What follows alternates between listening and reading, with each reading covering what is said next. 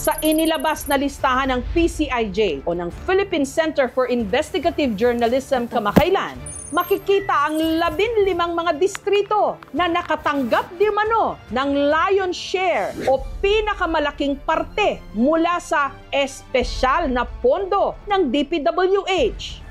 At ang nanguna sa listahan, ang unang distrito ng Ilocos Norte, kung saan ang tumatayong congressman ang presidential son, Sandro Marcos. Sumunod naman sa kanya ang Leyte 1st District na distrito naman ng pinsan ng Pangulo, ang dating House Speaker Martin Romualdez. Sa PCIJ report, binansagan sina Congressman Marcos at dating Speaker Romualdez bilang pork barrel kings. At ang tawag daw sa pondong kanilang natanggap, allocables, na ayon sa PCIJ report, ang siyang bagong anyo ng pork barrel. Kahit pa matagal nang nagpasya ang Supreme Court na illegal ang pork barrel. Ang non-allocables, pondong hindi raw pwedeng galawin. Halimbawa, mga pasweldo. Ang allocables naman, pondong inilaan sa bawat distrito na gagamitin sa proyektong pipiliin ng kanilang congressman mula raw sa tinatawag na menu ng DPWH. Pwede itong ilaan sa pagpapagawa ng kalsada, mga building o hindi kaya flood control projects. Ang problema, ang allocables hindi pantay-pantay sa lahat. Mula 2023, ang napunta di mano sa distrito ni Congressman Sandro Marcos, 15.8 billion pesos. 14.4 billion pesos naman kay dating Speaker Romualdez. Samantala, ang Negros Occidental 4th District na kinabibilangan ng barangay Don George Araneta, 3.6 billion pesos. Depensa ng dating DPWH Secretary Manuel Bunoan at ni-resigned DPWH Undersecretary Cathy Cabral.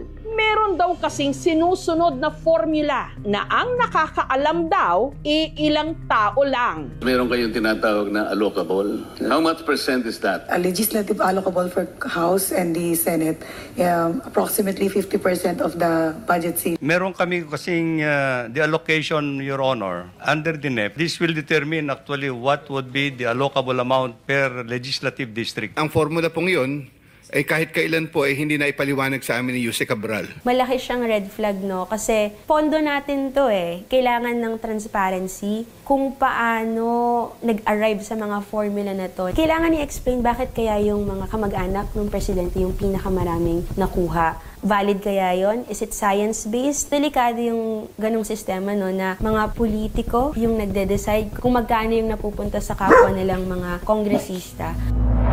Ang puna ng iba, hindi na ito bago. Tila nagbagong anyo lang ang pork barrel. Bakit nauna yung funding saka palang maghahanap ng items? Hindi po ba dapat may items nanggaling sa RDC bago po pondohan? Ang pagkakaiba is kung dati, milyon-milyon lang yung pork ng bawat kongresista. Ngayon, umaabot siya ng bilyon-bilyon.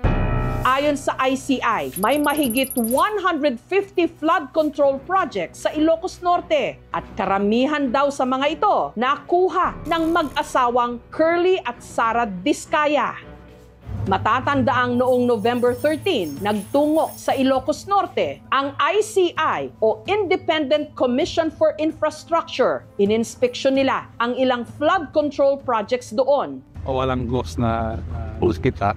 Yung may iwan na mga engineers dito, titingnan pa nila ibang mga projects.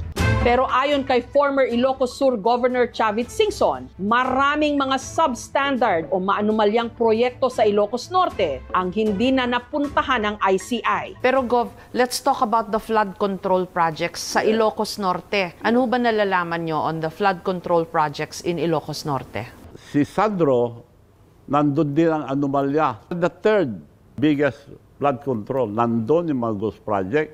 Pagpunta nga ni ICI, ginanlang niya ng kamay, natatagal na semento. Substandard. So hindi na pinuntahan yung mga ghost project. Umalis na kagad sila. Any reaction or comment on this na sinabi po ni Chavit Singson?